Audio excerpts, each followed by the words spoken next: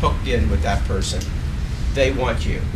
And that means automatic business. That's cheap business in terms of the fact that you don't have to go through the selling cycle.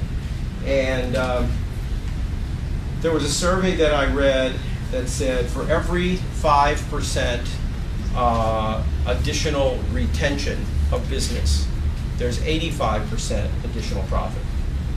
For every 5% additional retention in business, there's 85% additional profit. Because it gets cheaper. Once you know the ropes of working with a particular client, it's easier to work with that client. You know what they will do and what they won't do, and you don't have that tension of, well, I'm not sure I should say this or that, or what the reaction. I mean, that stuff slows you down. So, okay, that sort of leads into rainmakers never lose track of a client. The cost of it's really just what I just said. The cost of selling to a client is much lower than that. And another survey I found, this was not in the Harding book, but that it's 3 times cheaper to sell to an existing client. So it's one of the discussions we've had in this current recession in our operating committee, is that it is an advantage to sell to a current client because they have confidence in you. And you don't have to go through the selling cycle. Okay. This is another fundamental here, which is most rainmakers work a large network. Start when they are young, reap big rewards. The more people you know, the more opportunities you get. So that, to me, is it's fundamental. Keep expanding your network, because the more people you know, the better the odds are. Now, if you remember that question on the first slide about are the odds low or high from networking, I kind of go with the point, Mike, that you made, which is I think that they're low, but they're often fruitful. So your odds are low because you're only going to get so many through networking.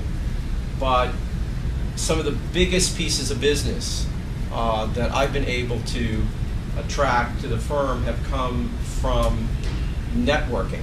Huge pieces of business of people that I know. So I'm not sure exactly what the answer is, but I will definitely conservatively say what you said. It's better than nothing. Something is going to come from it. But sometimes it varies over the years. It just varies over the years. But it's very cumulative.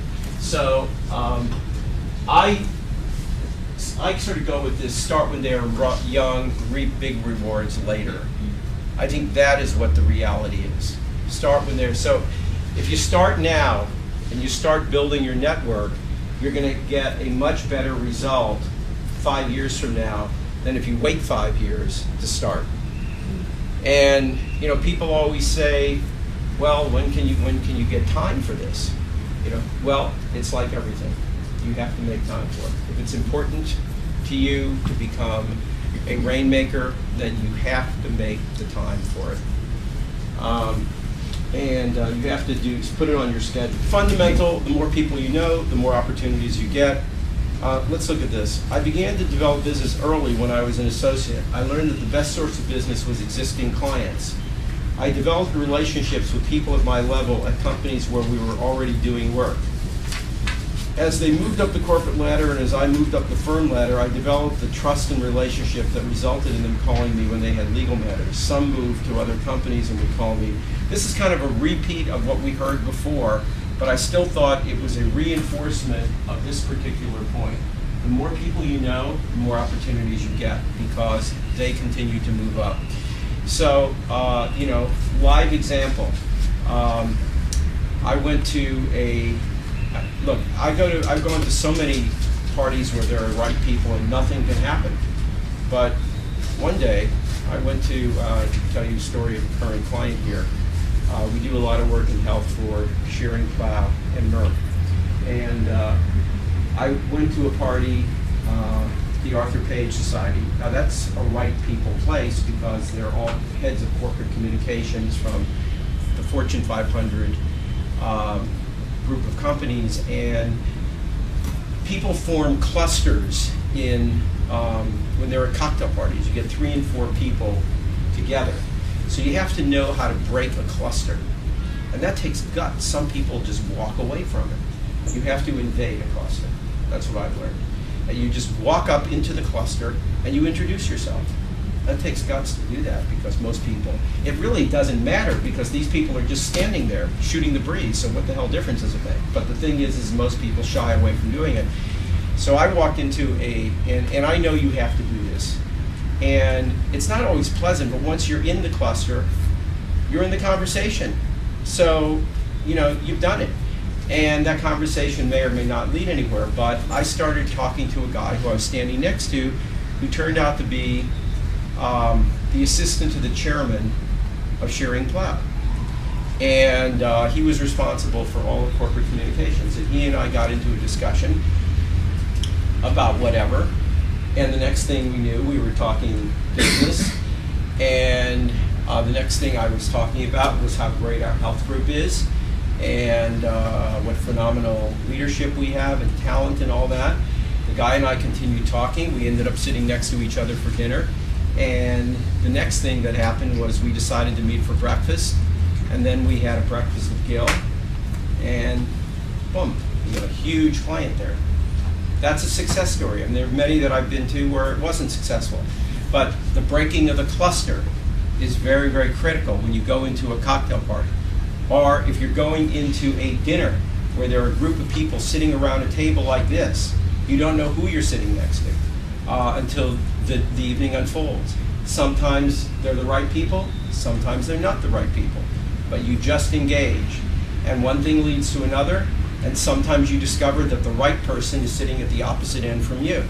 So you can't really talk as well with that right person, but afterwards, you tend to go after that person in the after dinner cocktail or social period. So that's how you enlarge your network. You keep doing that. And that's why I think when you look at these things here, I think you have to love people and you have to love to sell because it's all part of the engagement. It's all part of the relationship building. And you have to have a desire to help. I think those are fundamentals from my standpoint. Okay. Now, the value of network size, the value of a network of contacts is worth more than the sum of its parts. And that value grows geometrically with the size of the network. I would say that I'd make 2 points about this. One is it's a life investment. This is not an investment of a month, a year. It's a life investment. It's like what I tell public people about our business. You need public relations for life. This is not a one-time thing. This is something, if you want to build a successful business, this is a kind of marketing service that you need for life, the life of your company, because it's going to build the reputation of your company, and that is what helps create sales. So, secondly, I would say compounding is key. Fred, you want to describe what compounding means? Hitting on top of, on top of, on top. Can you give an example? Well, if you have interest, compound interest, you earn interest in the first month on $100. Let's say you earn $1. The next month you earn interest on 101. The next month on 103, et cetera, et cetera. And you get more compound interest than simple interest. Right. So that means the equivalent of that is if you have a large network, you know a lot of people, and these people think highly of you, they're going to tell other people about you.